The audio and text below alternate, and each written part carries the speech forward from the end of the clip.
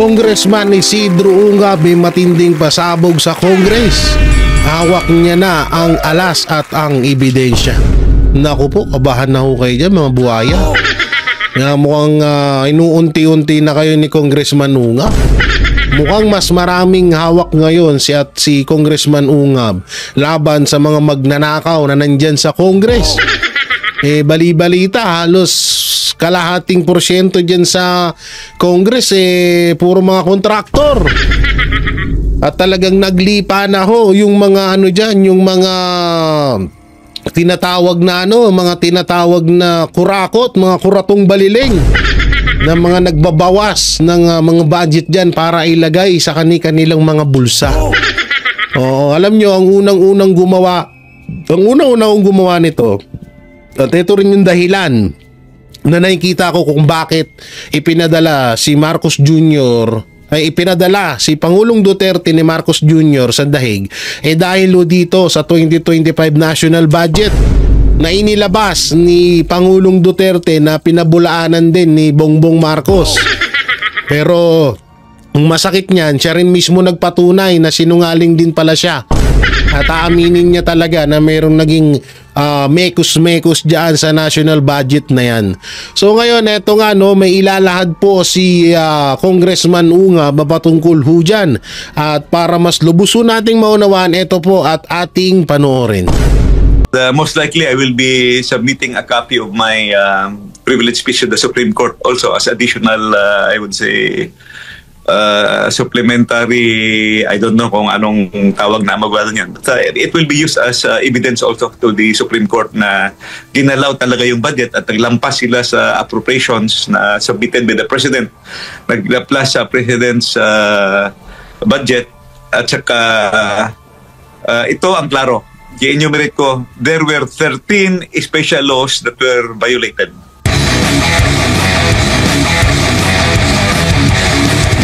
Para bigyan lang natin ng background yung ating mga kababayan, ano po itong bagong isiniwalat ninyo at anong kaibahan nito doon po sa una na ninyong pagsiwalat kaugnay sa 2025 budget kung saan naging controversial nga yung blanco na mga items po, Congressman? Yung last January, yung aking gi-expose are the blank items in the bicameral conference committee report. Naging controversial yon because there were 28 blank items and spanning 13 pages, and medyo kasama pa natin noon si Mayor, nasanay ako ng Mayor kasi konsihal niya ako noon, si Mayor Presidente Rudy nung na-expose natin yon, at saka si Attorney Vic Rodriguez. Then ito naman ngayon, yung kahapon na aking isiniwalat, yung privilege speech ko doon sa Kongreso, ginalaw yung special accounts in the general fund and the use of income, UIGF, use of income in the general fund.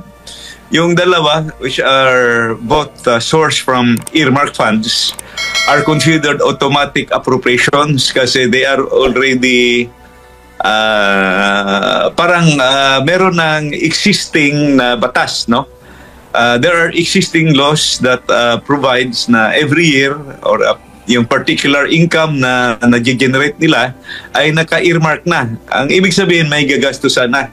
So, yung ating sources of income dyan sa ating national budget or sa General Appropriations Act, yung pinakauna dyan, yung automatic appropriations, which is automatically appropriated, usually hindi na yan ginagalaw. Kasi every year, sa buong stay ko yan sa Congress, mag 15 years na ako, nag-start ako ng 2007, nawala lang ako nung 2016 to 2019, but 2019 nakabalik ako. Never ginagalaw yung automatic appropriations. So part 1 is automatic appropriation, part 2 is the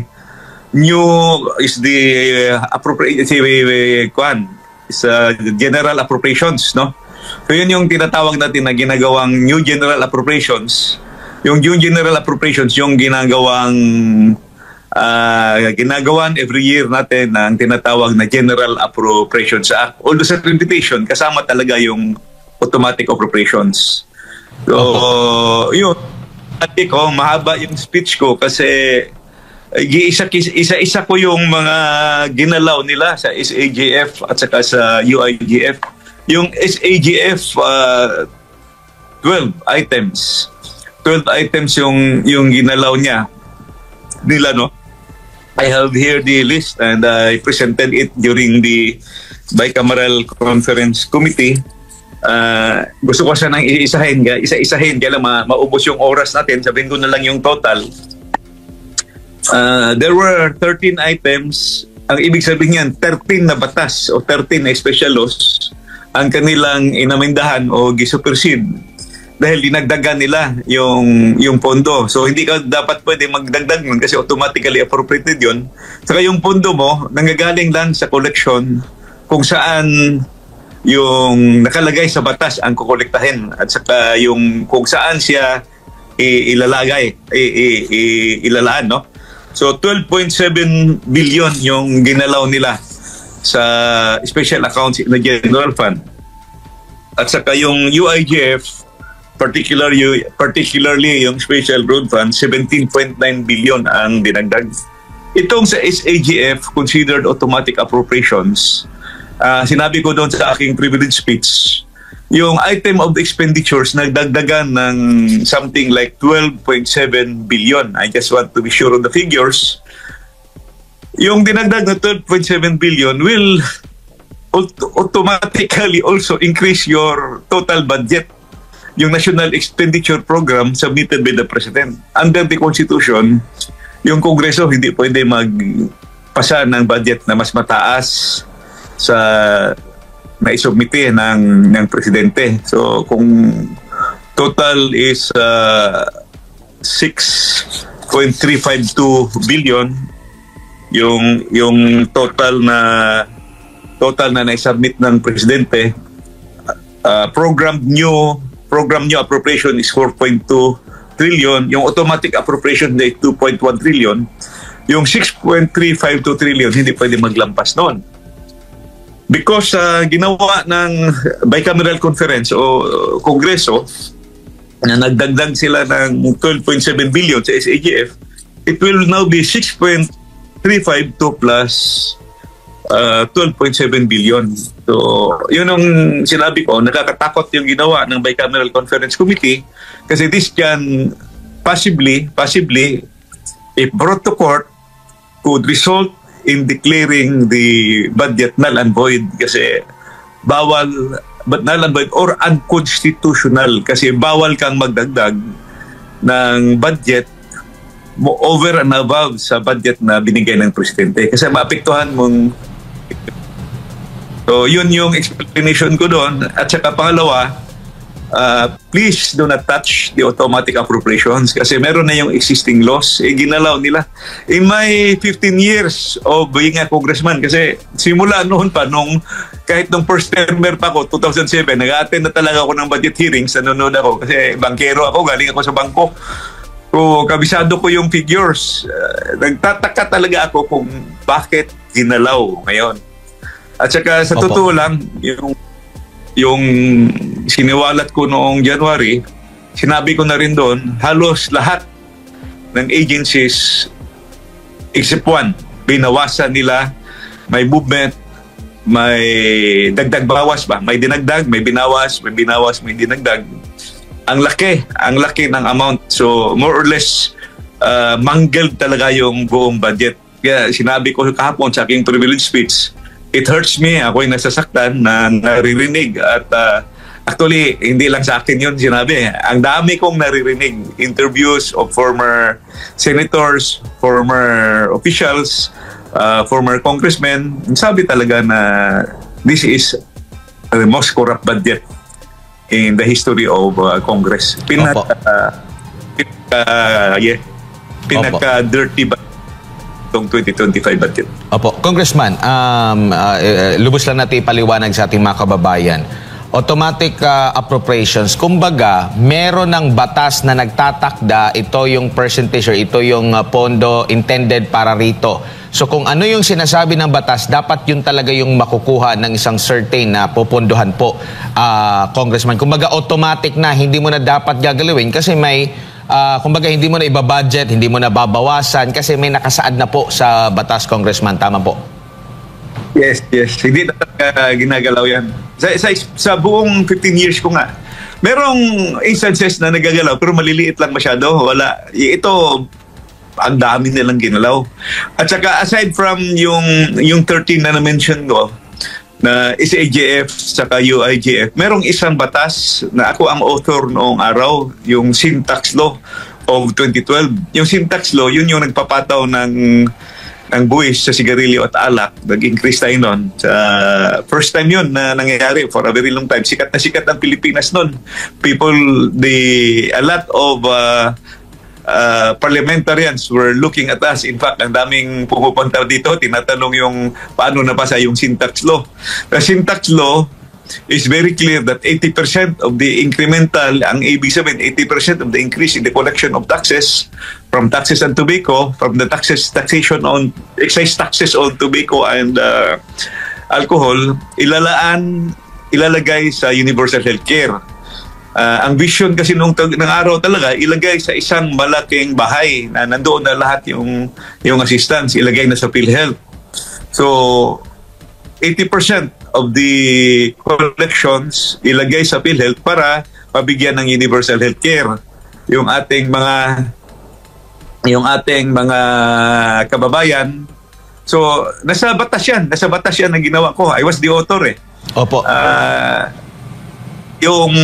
Yung sa PhilHealth, yung mga regular members, yun yung nakaka-afford magbigay ng bayad. No? Tayo, empleyado tayo sa gobyerno, kayo, empleyado sa private sector. I think you are contributing to PhilHealth. Ang tawag sa atin, regular members. Yung Syntax Law, nakalagay doon for those subsidized, no? Yung mga indigents, yung mga senior citizens, sila yung tinanggal na 74 billion, nandoon yun, yung bayad para sa PhilHealth. Yung subsidy ng PhilHealth, pambayad ng kanilang PhilHealth premium, ng subsidy for the senior citizens, subsidy for the indigents, subsidy for the PWDs, at saka yung sa peace process, nandoon din yun eh. Sayang. At saka, the worst pa, gisiro. So, having a long experience in budgeting, yung gisiro nyo, wala na talagang pag-asa. Mabigyan niya ng augmentation ang tawag, mabibigyan ng additional budget for this year because gisiro nyo, kahit man lang sana 1 peso. Kasi yan yung story talaga yan. Actually, yung maririnig nyo noong araw, may mga senador at congressman, I will give you a 1 peso budget. Ang ibig sabihin yan, 1 peso dahil pwede ka bang dagdagan.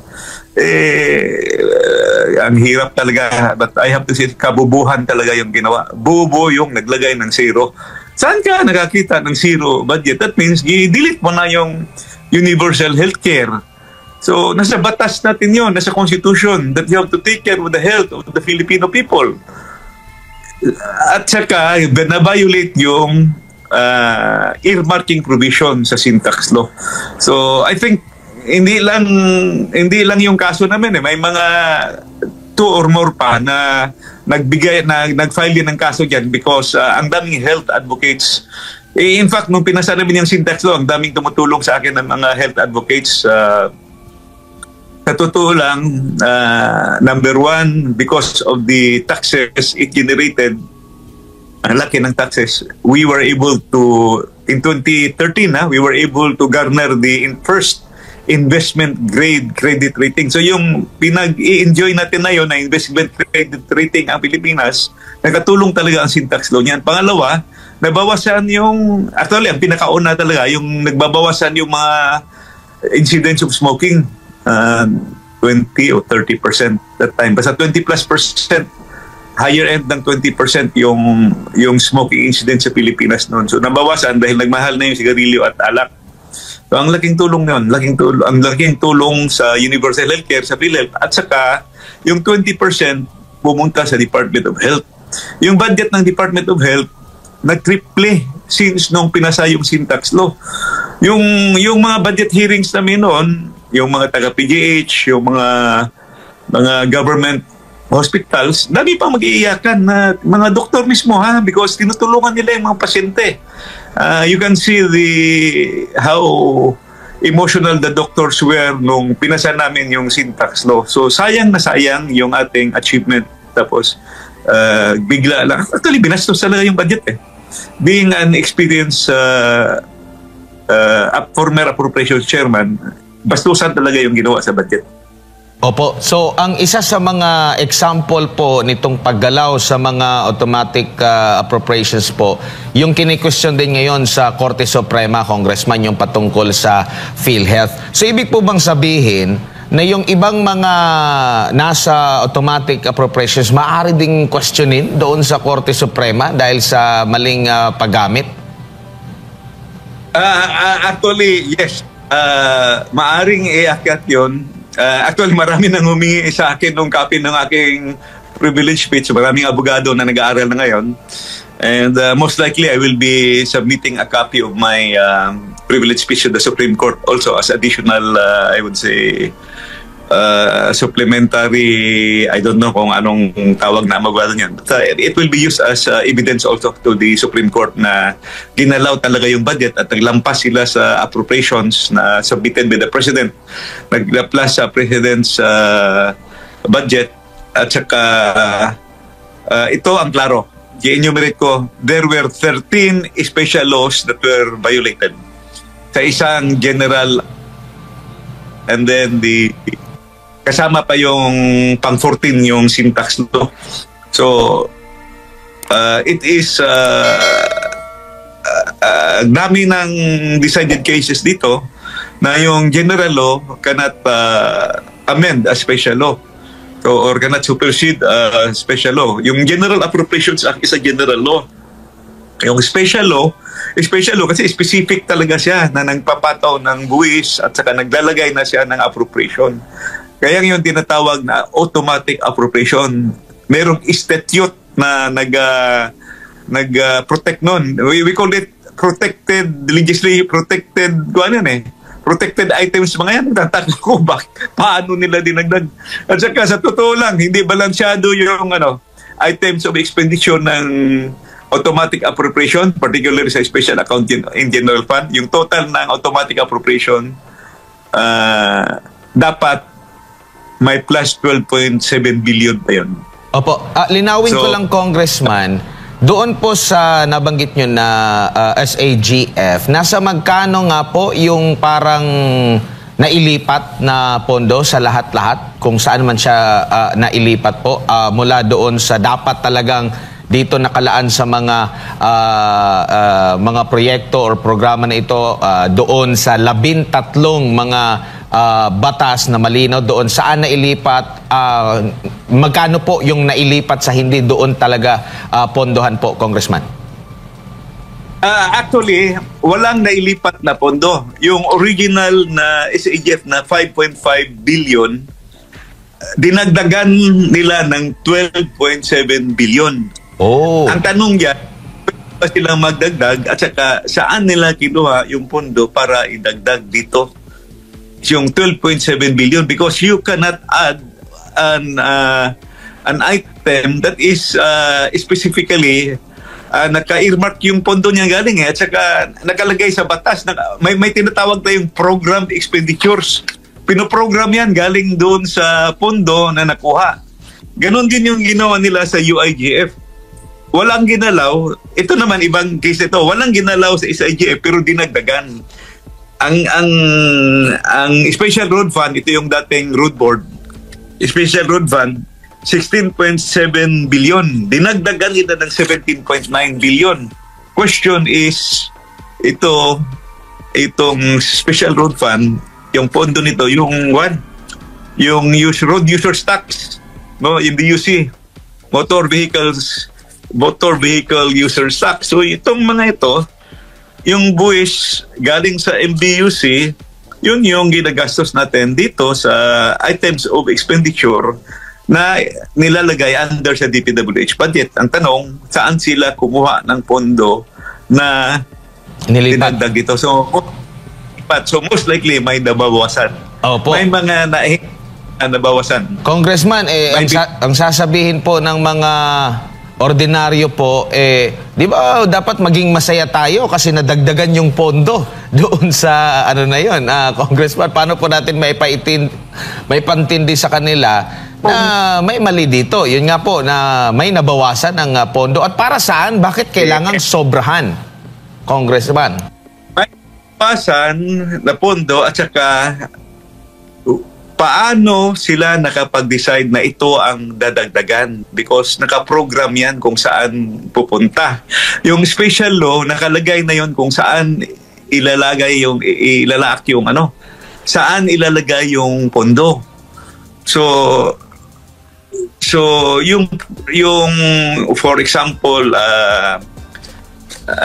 fire insurance, fire code sa Bureau of Fire Protection, merong fire code income na 1 billion.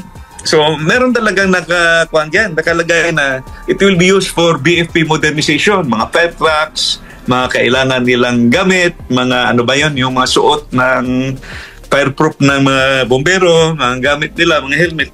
Dinagdagan ng 5 billion. Ang tanong dito, ano yung 5 billion na dinagdag?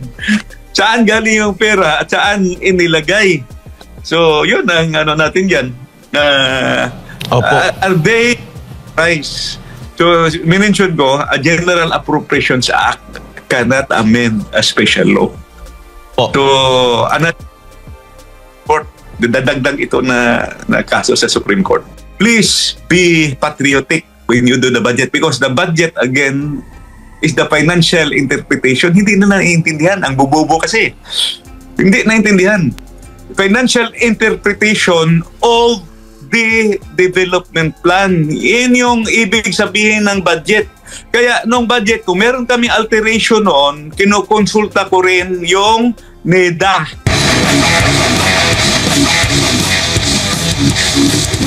Doon po sa State of the Nation na address ni Marcos Jr., parang hindi yata kayo nakinig ng live doon mismo sa plenaryo. Pero nabanggit po niya doon na wala na siyang papayagan, hindi niya papayagan na kung ano yung ni-request nila, di ba, kung ganito yung pondo i-request nila, hindi pwedeng mabago yon. Siguro pwedeng mabawasan, pero yun nga, hindi pwedeng madagdagan may something na ganun po, Congressman. Ito po ba ay nasunod dito sa 2025 budget at may pag-asa pa ba na masunod din ito sa 2026 budget, Congressman? Actually, 2024 and 2025 budget, yung veto, yung pag natapos yung budget, yung power naman ng President is he can veto. He can also line item veto kung ano yung mga hindi niya magustuhan na pondo. Ang problema dito sa 2025 budget, ang nabito niya is only 26 billion direct veto sa DPWH out of the 1.1 trillion budget sa DPWH. And out of the, actually, hindi ko ma-recall kung magkano yung dinagdag. Mas malaki yung dinagdag na pondo sa bicameral insertion. Mas malaki yung insertion kaysa original pondo ng DPWH. Ang laki ng dinagdag. 26 billion direct veto sa DPWH and 168 billion veto doon sa unprogrammed funds. Actually, yung unprogrammed fund, kahit unprogrammed fund, yung gibito niya parang walang epekto yun kasi walang pondo yun eh. It is the same as wag na lang niyang ponduhan para hindi ma-release. Ganon din yun. Kaya ko na-mention kahapon, I was expecting na dapat i-veto itong SAGF. Hindi ito na-veto. Conditional kwan lang sa isang particular sa customs yata, sa incentives. Yun lang yung hindi at saka hindi pa veto. Walang veto. Conditional veto lang ng isa. At saka yung sa MBUC, yung sa road fund observation note lang.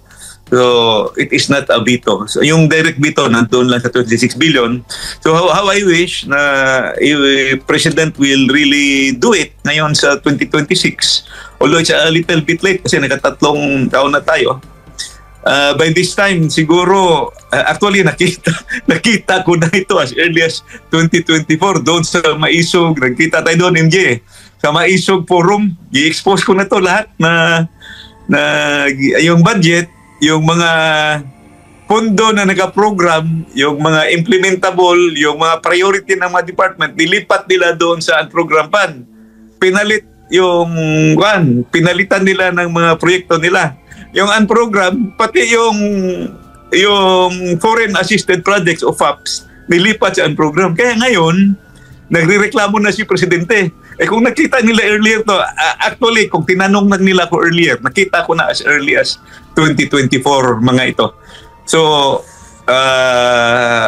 sometimes there are people who see it very much in advance. There are people who see it also late.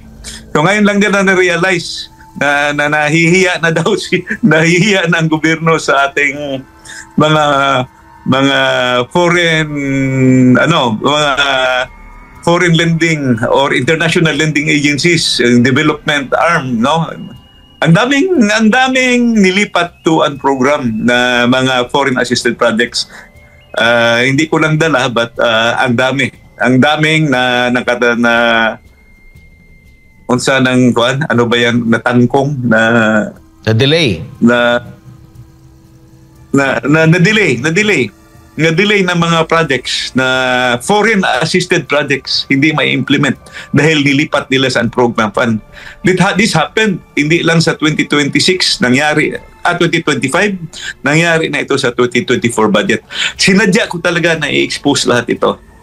Itong 2025 na automatic appropriations kasi malapit nang dumating yung budget ng 2026. At least ngayon aware na ang mga kongresista at saka aware na rin yung taong bayan, magbabantay na rin.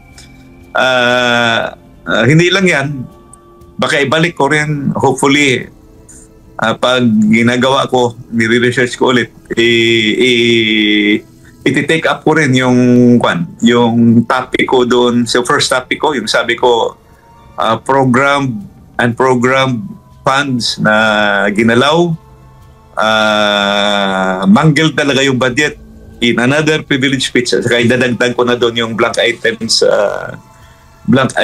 doon sa BICAM report, no?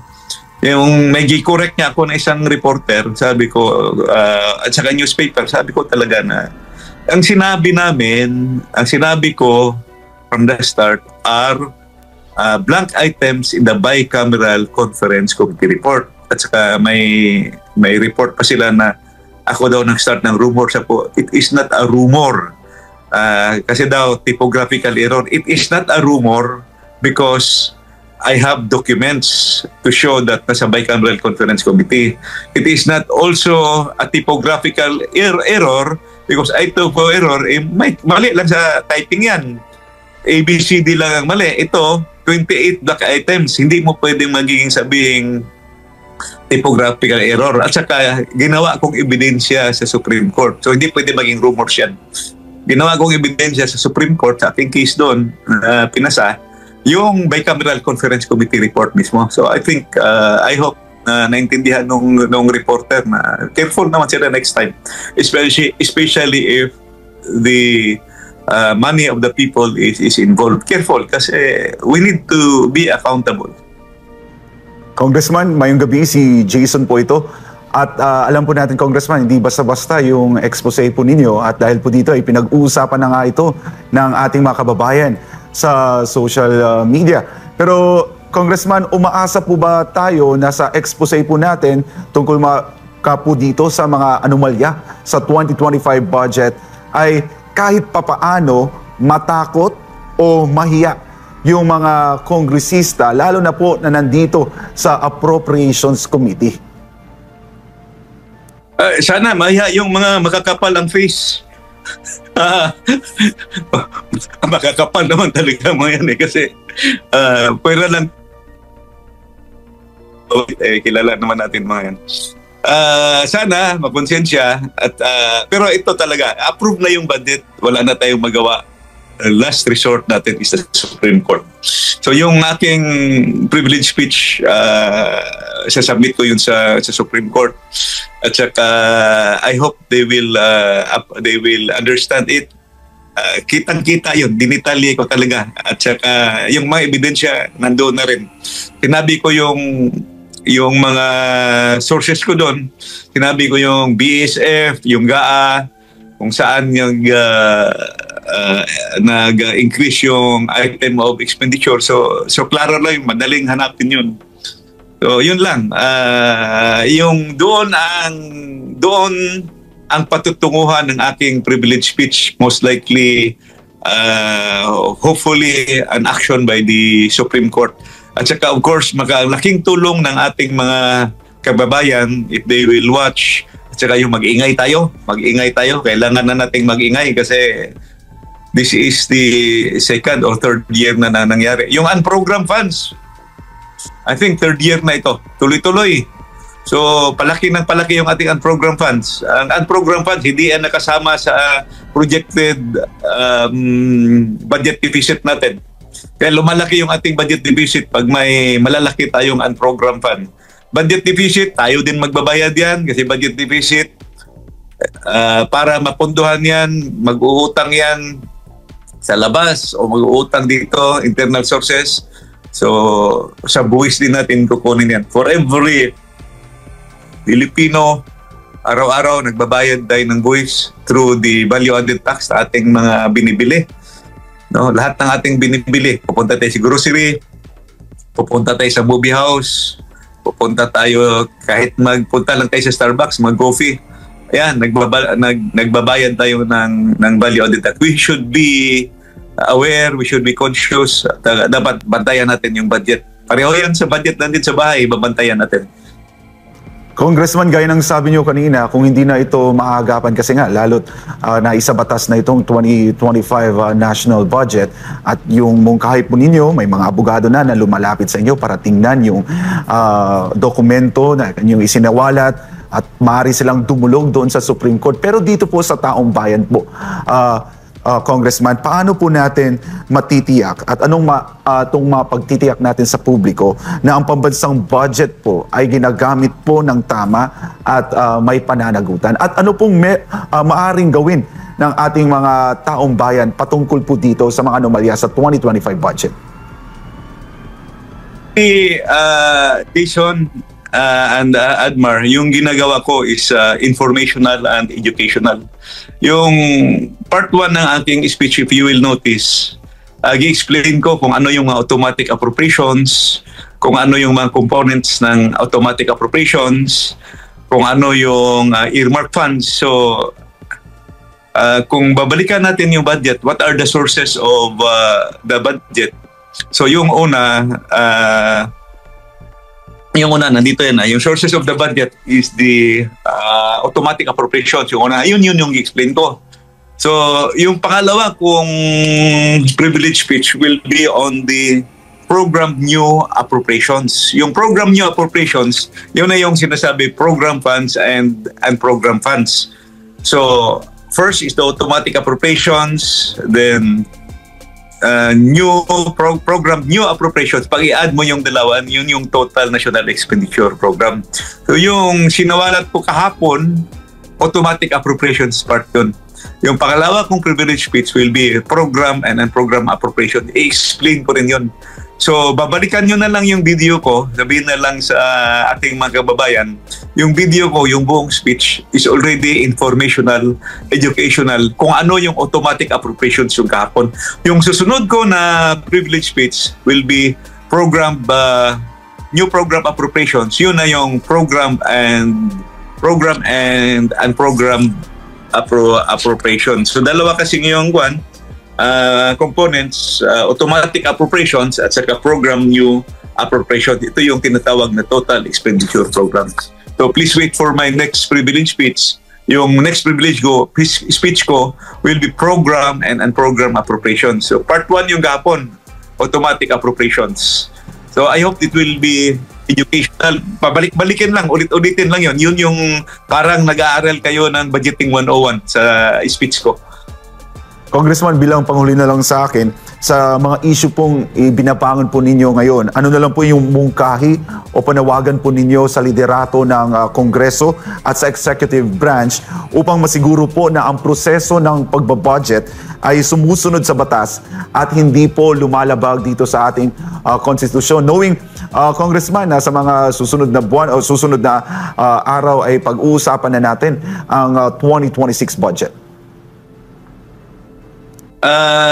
Number one, the power of the purse, yes, it belongs to Congress, but it should be exercised in accordance with the Constitution, in accordance with the laws, statutes laws. Meron ka ng ginawang special law passed by our, sinasabi ko, illustrious predecessors. Magagaling yung mga gumawa ng special laws na yan eh.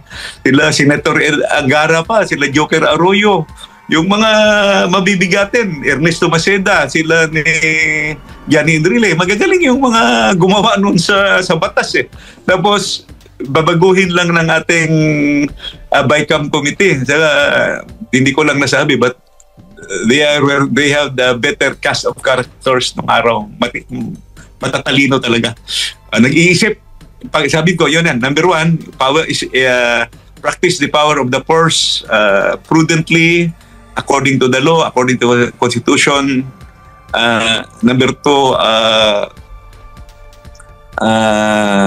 every peso counts. Saka, yun kasing ating budget, just like the budget of the corporations, is the financial interpretation of the plans and programs of the government. May vision ng government. Meron tayong Philippine Development Plan. We have a 25-year development plan. Yung budget natin, nakalagay yun based on the 25-year development. Meron tayong tawag medium-term plan, medium-term financial framework. Nakaplano din yung financial plan natin, 5-year plan. Any deviation made by Congress, especially pag malaki ang pondo ang ginagalaw, is a major deviation from our development plan. Kaya, masyado lang mabait ito si mga cabinet secretary natin. Sabi, I am sorry, we cannot reach our poverty reduction goals. Alam nyo, sa panahon ni Presidente Duterte, nakatarget na by 2028 mag-single digit na yung ating, I was also chairman of the appropriation before it. Single digit na yung ating poverty rate. Hindi kaya ma-reach sa 2028. Kaya, yun na nga, sirang-sira yung ating yung budget. Hindi, sa totoo lang, ang sinasabi natin, mataas yung ating GDP growth. No, hindi. Hindi natin naaabot. Ilang taon na hindi naaabot yung ating GDP growth rate. Well, wake up Filipinos, wake up my countrymen. As former President Lee Kuan Yew, usually ibang tao ang magsabi sa atin para tayo magising. Sinabihan ni Prime Minister Lee Kuan Yew noon, 1992, wake up Filipinos. If you do not shape up, Vietnam will overtake you. Nako, Diyos ko, na-overtake na tayo ng Vietnam. Before that, close fight tayo ng Malaysia, Indonesia, Thailand. Many years ago, in the 1960s, nauna pa tayo. We were next to Japan. Hinabol tayo ng Singapore. Hinabol tayo ng Thailand. Vietnam. Hinabol tayo in the mid-90s. Please naman, baka mahabol pa tayo ng Cambodia at Laos. Nakakahiya naman tayo. Please be patriotic when you do the budget, because the budget, again, is the financial interpretation. Hindi na naiintindihan. Ang bobobo kasi. Hindi naiintindihan. Financial interpretation of the development plan. Yan yung ibig sabihin ng budget. Kaya nung budget, kung meron kaming alteration noon, kinukonsulta ko rin yung NEDA.